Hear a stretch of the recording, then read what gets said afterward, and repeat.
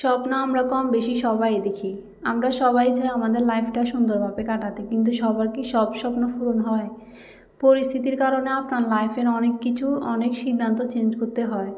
অনেক সময় আপনার শখের জিনিসটাও বিক্রি করতে হয়। তো হে এভরিওয়ান, কেমন আছেন সবাই? কি অবস্থা সবার? আলহামদুলিল্লাহ, আল্লাহর রহমতে আমিও ভালো খারাপ সব মিলিয়ে আছি। আজকে আপনাদের সাথে শেয়ার করব আমি কেন ছাগল আনিয়ে গেলাম, কি করলাম। আমি আর আমার আফু রেডি হয়ে বিকালবেলা বাইর হয়েছি।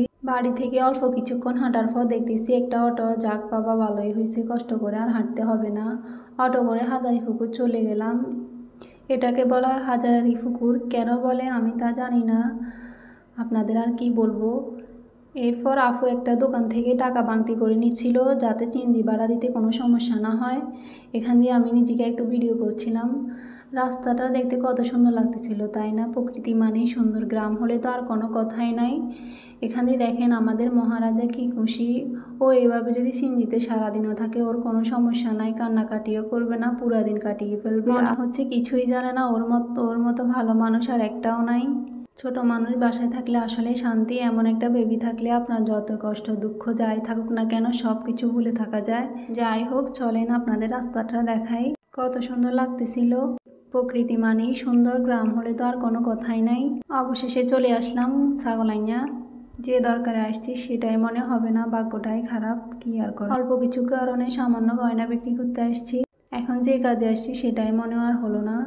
গয়নার দোকান সব অফ, কেন জানি না। তো আর কি, টুকটাক কাজ শেষ করে বাড়ির দিকে রওনা হলাম। এখানে আফু বলতেছিল সন্ধ্যাবেলা নাস্তা করার জন্য কিছু নিবে। তো আর কি, কেনা শেষ হলে বাড়িতে যাওয়ার জন্য চিংড়িতে উঠে পড়লাম। যারা গ্রামে থাকে একমাত্র তারাই জানে এটা সৌন্দর্য।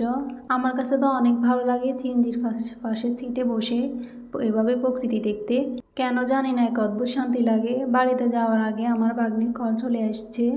ও বলতেছে, খালামণি আমার জন্য একটা আইসক্রিম নিয়ে আসো না, না নিয়ে আসলে তোমাদেরকে ঘরে ঢুকতে দিব না। তো আর কি করা, নিয়ে যাইতে হবে। বাড়িতে ছোট মানুষ থাকলে আপনি কিছু না নিয়ে যাইতে পারবেন না। তো আফু এখানে দোকান থেকে একটা আইসক্রিম নিতেছিল। তারপর একটা অটো নিয়ে নিলাম, অটো করে বাড়ির দিকে রওনা হলাম। আসলে আজকে ভাগ্যটাই খারাপ, যে কাজের জন্য গেলাম সেই কাজটা হলো না, কি আর করার, অন্য একদিন যাইতে হবে।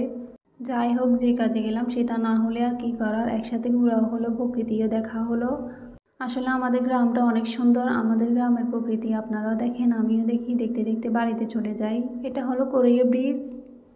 যাই হোক, আপনাদের সাথে বকবক করতে অবশেষে চলে আসলাম বাড়িতেই। আমাদের জীবনটা আসলে অনেক অদ্ভুত, তাই না?